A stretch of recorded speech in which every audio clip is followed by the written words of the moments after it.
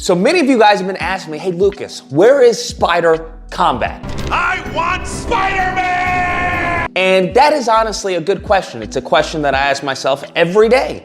All jokes aside, let me just say that undertaking creating an arena of a game, of a combat game, is a little different than what I had anticipated, to be honest with you. Surprise, motherfucker. My experience, I'm sure you guys are well aware, is mainly film and television. Film and television is an entirely different beast than video games. And I really think that I should have gone more towards the web swinging and said, hey, I could do a demo of the web swinging as opposed to combat.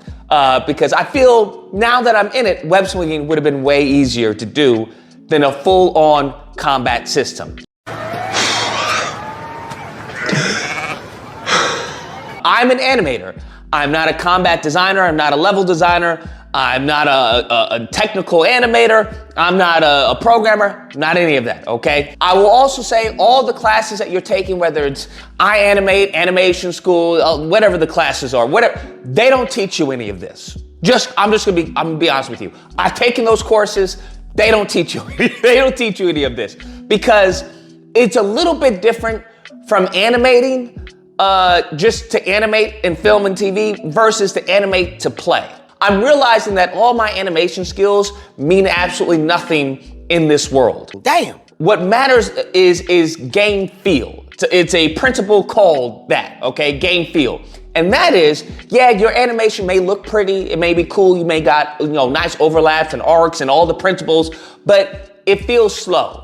Or it feels sluggish, or I don't really feel powerful, or I don't really feel fast. Or that's what a good chunk of my time is mainly focused on. And me being the perfectionist that I am, I'm coming from games like Spider-Man 2, even though I heavily criticize it. Coming from games like Spider-Man 1, I'm coming from Web of Shadows, coming from Arkham, right? Arkham Origins, I'm coming from Platinum games. I'm coming from all these games that I think they feel good. I may, want certain things here and there. Coming from that and then trying to create my own thing is a beast, okay? Because as you all know, there's the three things. What is it? Money, time, and then quality. Money, time, and quality. I want a good level of quality, okay? I don't want, 1A quality. I would like to strive for AAA or at least at the bare minimum, AA. Now, when it comes to doing game mechanics, that's another beast in and of itself. I have an idea, right, when I did the Kickstarter, this is how I want this to go, this is how I want this to go, this is how I want this to go. That was all good in my head, but then once I got the prices for implementing all of that, it was a little bit different, okay? I was like, maybe I don't want that, maybe I don't want this, maybe I don't want that. So where I am right now, a good chunk of the game development is coming from my pocket because I really want this. I really want to innovate on the Spider-Man experience, okay? Even though I know this isn't a Spider-Man game. I'll get into the problems that I've faced, thus far, but right now I just want to give you a vision of what I want. So one thing that I want to do is to give a different feel to Spider-Man. I think one of the concepts of many Spider-Man games has been fighting in the sky. I think this took off maybe I think Spider-Man 2 for the PS2, I think that's where it was, fighting in the sky and everything. To me, that has never felt like Spider-Man. You go through any of the comics and I've gone through all of them. When I mean all of them, I mean all of them, okay? And I've taken clips and pieces from his fighting style. He's never fighting in the sky like that. He's never using, pulling someone up and fighting them in the sky. And it may be a fun game mechanic, but for me, it's not really fun because it's not true to the character. I see the fighting style more akin to Arkham. The thing with Arkham is that it's free flow, right? He's going boom, boom, bing, bing, bing, bing. That's a little more in speed with how enemies and heroes describe Spider-Man fighting. One comment from an enemy was like, he's like he's like a blur with jokes. I want that free flow, but incorporated with Jackie Chan.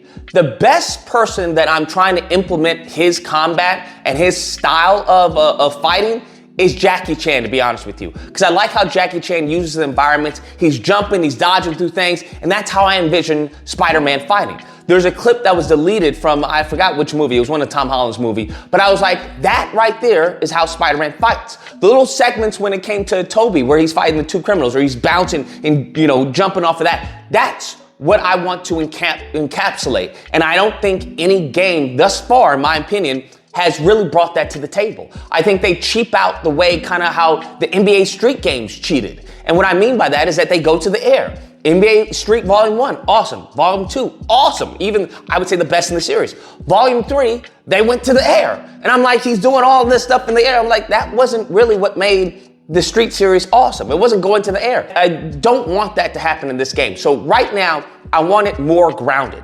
I wanted, him bouncing over tables, going under tables, using the web to bounce people's heads off the tables or bounce people into other people. That's what I want to do. And let me just say, it's just a little bit difficult, right? It is what it is. Because I may come up with an idea. I'll tell you how it works. I come up with an idea. I'm like, yo, this would probably be cool.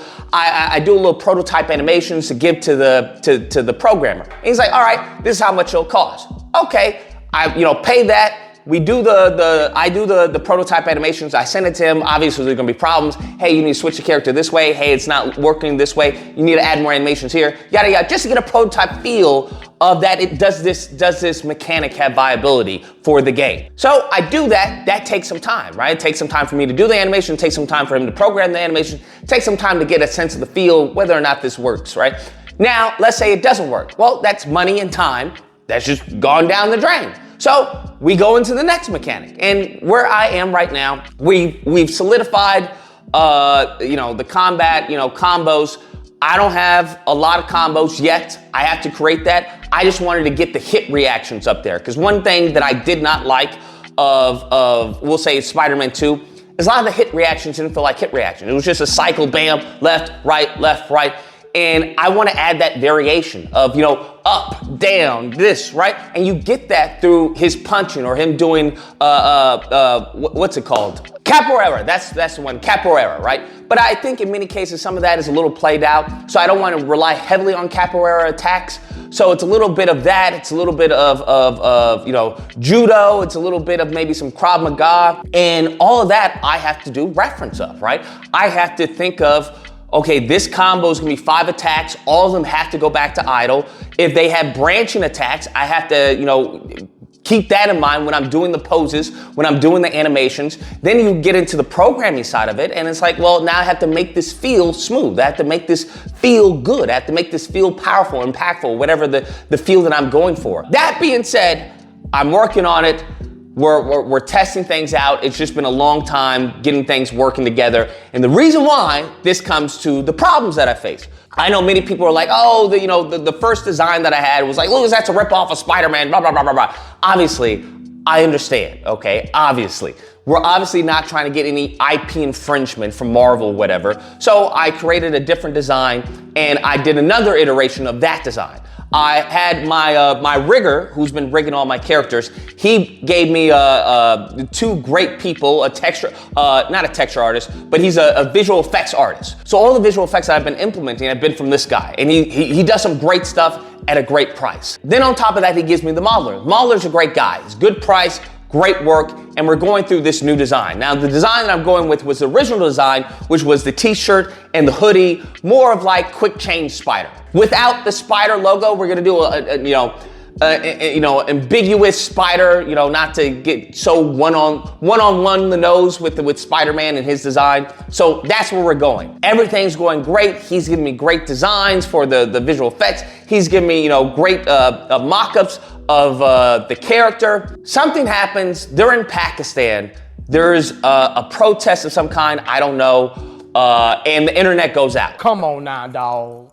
So I paid both of these people. I have paid the money to do their services, and I don't have anything because the internet is out and they can't contact me. So if they can't contact me because they shut off the internet in Pakistan, there's nothing I can do. So that's on that's on standstill right now.